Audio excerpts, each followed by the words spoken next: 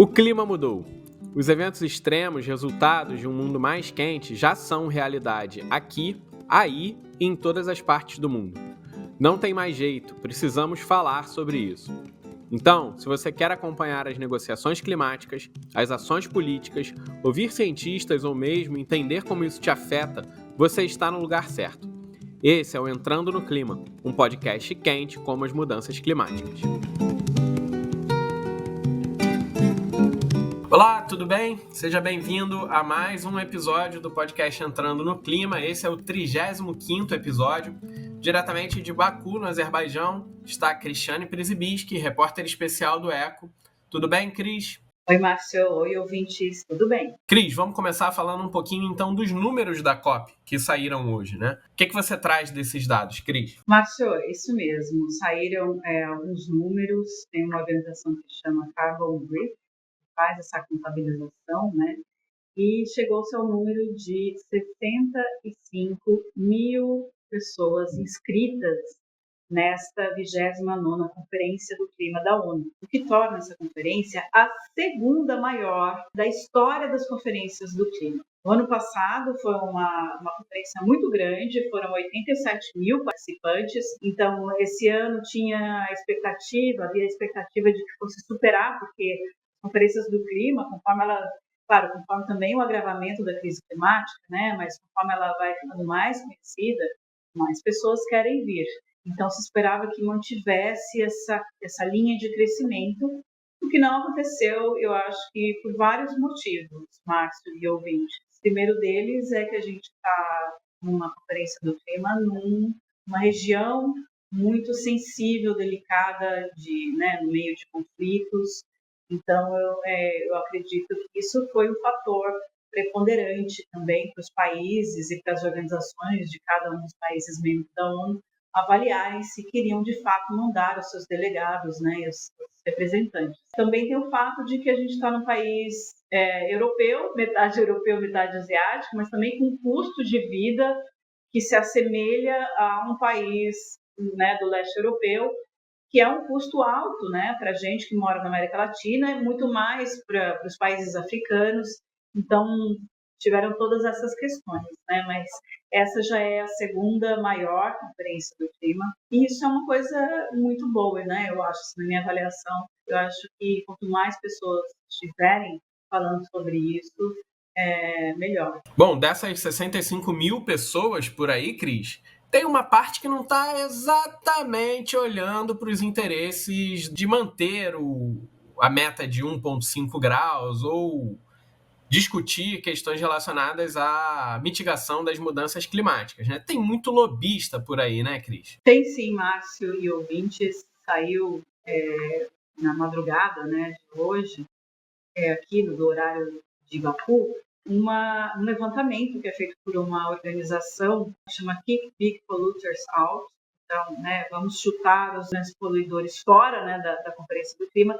Eles fazem todo ano uma análise de quantos lobistas do petróleo estão atendendo a conferência. E esse número saiu nessa madrugada, mostrando que a 29ª Conferência do Clima, né, a COP de Baku, está recebendo nada menos do que 1.773 lobistas do petróleo. Isso é um número mínimo, assim, né? Eles acham que tem até mais gente ligada à indústria do petróleo, incluindo de grandes empresas do petróleo, grandes empresas do setor, como a Shell. Esse número, né, hoje se levantou o debate de que a ONU, né, esse braço da ONU para mudanças climáticas, que é conhecido por essa sigla horrorosa, UNFCCC, que distribui as credenciais, que se coloque mais critérios, que seja mais criteriosa, né, que a UNFCCC seja mais criteriosa no momento do credenciamento, né, de quem vai participar das conferências.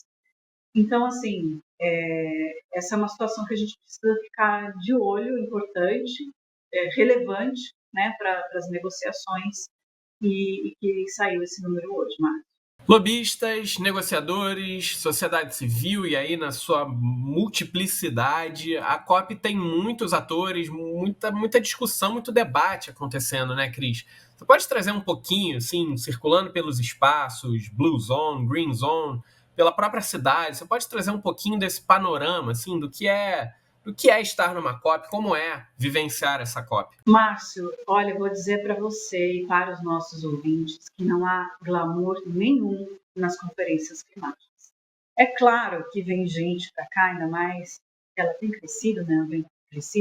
Vem gente para fazer turismo, vem gente para fazer lobby, vem gente para tirar foto para botar no Instagram, mas a maioria das pessoas vem aqui para discutir seriamente nesse nosso futuro com essa realidade de mudanças climáticas. Cobrir uma COP, né, para um jornalista que vem trabalhar nas negociações é super cansativo. A gente fez uma conta aqui e viu que a gente anda 10, 12, 14 mil passos por dia, o que dá quilômetros, né? 10 mil passos é mais ou menos 6, 7 quilômetros. Então, assim, a gente anda quilômetros aqui dentro do espaço da conferência, indo de um lugar para o outro. Né? Então, assim, as conferências, só para explicar um pouquinho para os ouvintes, as conferências do clima, elas são separadas por espaços. Tem os espaços dos negociadores, que são pessoas, por exemplo, do Brasil, que estão no Itamaraty, e observadores, né, e organizações que ajudam, que participam desse processo de incisão direta nas leis que vão sair, das normas que vão sair daqui da Conferência do Clima. Esse ano a agenda da conferência tem quase 20 itens, sendo o mais importante deles o financiamento climático. Mas tem outros itens na agenda de mitigação, adaptação. Então, quem vem aqui trabalhar nessas negociações, geralmente eles são separados por tema e ficam de olho no que está sendo discutido pelos países, né, por esse grupo de países aqui, dos países membros da ONU. Então, tem essas pessoas, oficiais do governo e também de organizações, que ajudam nas discussões e nas decisões que saem da Conferência do Clima. Paralelo a isso, existem os pavilhões dos países ou pavilhões temáticos, grupos de países, que é uma grande área em que nesses pavilhões tem vários eventos paralelos que os próprios países promovem, discutindo temas super variados, assim, sabe? Não só de esses mais, que a gente ouve mais, de adaptação, mitigação, mas também a questão de gênero no clima, biodiversidade, e, enfim, inúmeros, assim, milhares de eventos acontecendo todos esses dias, né? Trabalhar numa COP, vir para uma COP, como eu disse, é cansativo, é exaustivo, a gente trabalha muitas horas, anda muito, às vezes em situações precárias, porque às vezes os países não têm condições, assim, né, de oferecer uma cultura muito boa, né? Esse ano tá bom, tá, gente? Não tô reclamando, não. Mas eu vejo, assim, por mais que tenha esse cansaço, eu vejo essa beleza que tem as conferências do clima. Para mim, de fato, assim, é comovente ver tanta gente junta, discutindo, dialogando, tentando achar soluções para um problema que vai afetar toda a humanidade. Então, assim, não tem glamour nenhum em conferência do clima, o que tem é muito trabalho, Marcos. Muito trabalho numa das pautas que, quiçá, seja a mais importante no momento histórico que a gente vive, né? Sendo atravessada aí também por muito conflito geopolítico, por muitos problemas, como a gente vê acontecendo aí nos últimos tempos. E falando nisso, Cris, queria que você trouxesse um pouco das novidades das negociações, quer dizer, estamos nos aproximando aí do final da primeira semana de conferência, e inclusive o final das negociações técnicas, e eu queria ouvir um pouquinho como estão andando as negociações do ponto de vista das principais pautas. Márcio, para falar sobre esse assunto, eu ouvi duas especialistas, a Leonildes Nazar, que é especialista em engajamento e cidades, e a Cíntia Feitosa, que é especialista em estratégias internacionais, ambas do Instituto Clima e Sociedade. E perguntei para elas exatamente isso que você perguntou, né? Como é que foi o balanço, né? Me dá um balanço aí dessa primeira semana que está acabando amanhã. Amanhã, sábado, ainda tem, né, atividades o dia inteiro aqui na conferência. Devem sair os primeiros documentos, né, os rascunhos dos documentos finais. Vamos ver.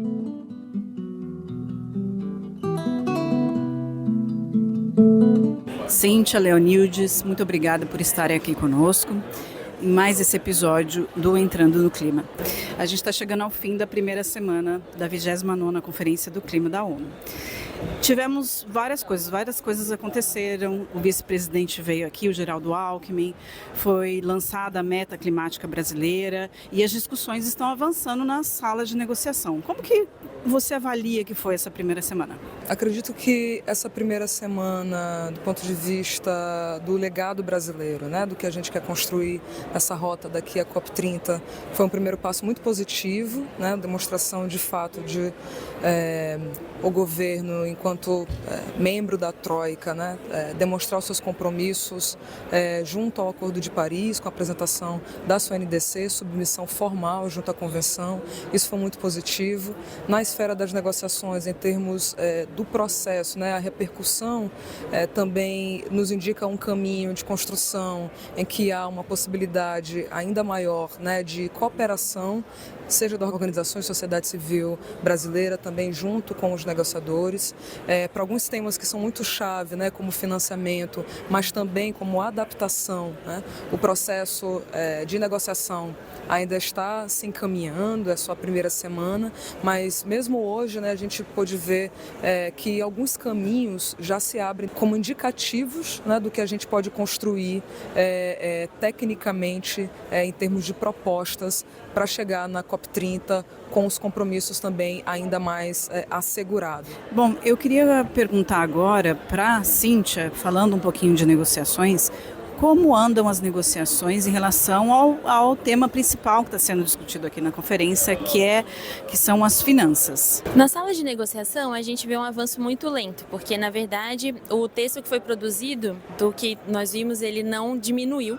Então, os negociadores estão olhando para um texto que foi um pouquinho maior do que o que ele chegou, depois diminuiu um pouco, então ainda há muitas opções sobre a mesa. É crucial definir quanto vai ser a meta de financiamento, e aqui quando a gente fala a meta, a gente está falando de provisão de recursos. Então, quanto os países desenvolvidos vão canalizar para países em desenvolvimento em recursos públicos para financiamento climático e depois enxergar como vai ser feita a mobilização de recursos. Para os países em desenvolvimento, é absolutamente crucial definir um número de financiamento público, acessível, transparente, e aqui a gente não está falando só do número sozinho, mas também da qualidade. Então, garantir que esse recurso vai ser, de fato, de provisão de recurso público, que não vai, por exemplo, acarretar em mais dívida para países em desenvolvimento e que vai estimular uma confiança de que novas metas mais ambiciosas possam vir para a mesa, de acordo com o que está colocado também na mesa em termos de grana. Eu entendo que a proposta dos países desenvolvidos ela está bem em relação à quantidade, né, ao valor, está bem aquém daquilo que os países em desenvolvimento estão pedindo.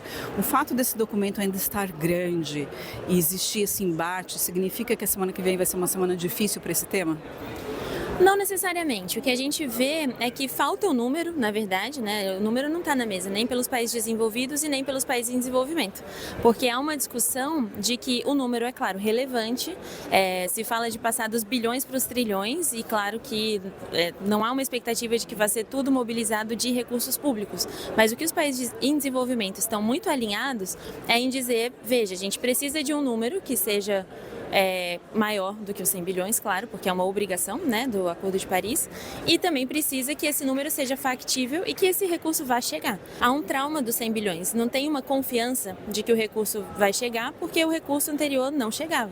Então, como é que vai ser garantido que a partir dessa nova meta seja um número robusto, factível, que atenda tanto mitigação quanto adaptação e perdas e danos para países em desenvolvimento, e aí sim passar para uma nova fase de discussão que é, tudo bem, então se a gente precisa passar para os trilhões, vamos também falar de mobilização de outros recursos, mas enquanto não for resolvido o que precisa ser provido pelos países desenvolvidos aos países em desenvolvimento por regra do Acordo de Paris, essa discussão não vai andar. Mas o que a gente escuta, na verdade, dos negociadores que estão mais envolvidos nesse tema é de que, apesar de que o texto não está avançando muito, as conversas estão avançando. Então, na semana que vem, na verdade, a gente pode ter boas surpresas de que a gente vai sair daqui com uma decisão e isso vai ser muito importante para o sucesso da COP29 e para a presidência brasileira da COP30 no ano que vem.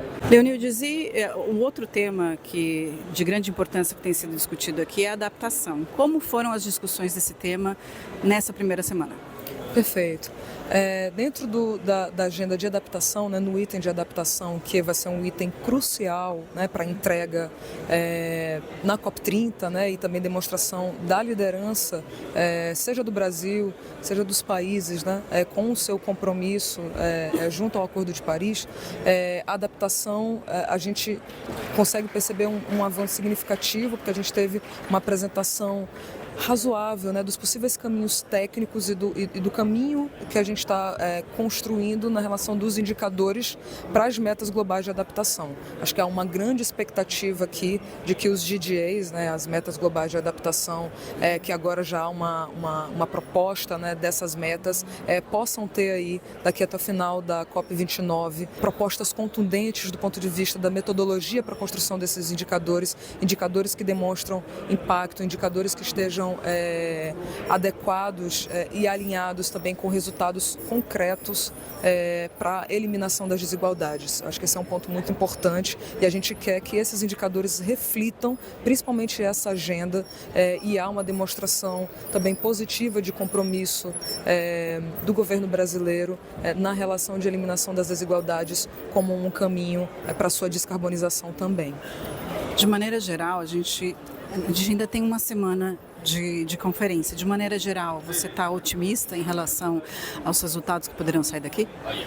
Sim, bastante otimista, porque há uma participação enfática, mas também assertiva da sociedade civil brasileira no processo, né? Então, a gente consegue observar que há muito trabalho, a gente tem muito trabalho pela frente em termos das negociações, mas um trabalho também muito contundente, de apoio, diálogo, de muitas conversas diplomáticas sem dúvidas, mas sobretudo técnicas, considerando as propostas que a gente precisa construir e apresentar para que a gente tenha um caminho seguro e com uma relação de confiança em que decisões robustas e comprometidas, pensando nas grandes entregas que o Brasil vai ter que fazer e o mundo vai ter que fazer para a ação climática global no ano que vem. Então, apesar de ser um cenário muito desafiador, acho e avalio que a participação brasileira pode representar um sucesso pensando nas dinâmicas das negociações,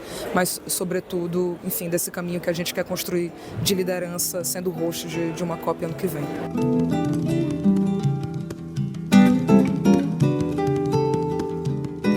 E assim terminamos mais um episódio do podcast Entrando no Clima. Esse podcast acompanha as negociações internacionais sobre mudanças climáticas, um pouco da política ambiental brasileira, e talvez seja uma das principais fontes de conteúdo sobre esse tema. Então, se você gosta do nosso trabalho, você pode nos apoiar em catarse.me/oeco. Mas você também nos ajuda muito compartilhando esse episódio, o link do nosso site, com os amigos, com familiares, com pessoas que também se interessem por esse tema. Afinal, como eu disse anteriormente, essa talvez seja a pauta mais urgente a ser tratada atualmente. Hoje a gente vai ficando por aqui, me despeço da Cris, com a certeza de que a gente volta amanhã para mais um episódio. Obrigado e até amanhã.